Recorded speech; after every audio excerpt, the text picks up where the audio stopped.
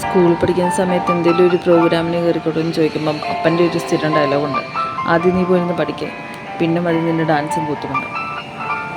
എൻ്റെ കലാജീവിതം അവിടെ തോന്നി. പിന്നെ പറഞ്ഞതുപോലെ പഠിച്ചു.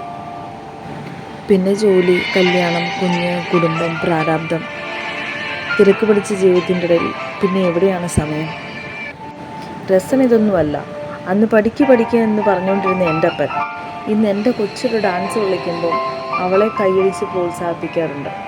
അത് കാണുമ്പോൾ ചെറുതായിട്ടാണെങ്കിലും എൻ്റെ മനസ്സ് വേദനിക്കാറുണ്ട്. കാരണം പണ്ട് ഞാനും ഇത് ആഗ്രഹിച്ചിരുന്നു. പഠനം അത് വലുത് തന്നെയാണ്. പക്ഷെ ചില സ്വപ്നങ്ങൾ അത് നഷ്ടപ്പെട്ടാൽ പിന്നെ നമുക്ക് തിരിച്ചു കിട്ടില്ല. കലാലയവും കലോത്സവങ്ങളും അതിനുദാഹരണമാണ്. അതുകൊണ്ട് കഴിവുള്ള മക്കളെ നമുക്ക് പ്രോത്സാഹിപ്പിക്കാം. അവർ ലൈഫ് എൻജോയ് ചെയ്യട്ടെ, നിരാശകളൊന്നുമില്ലാതെ.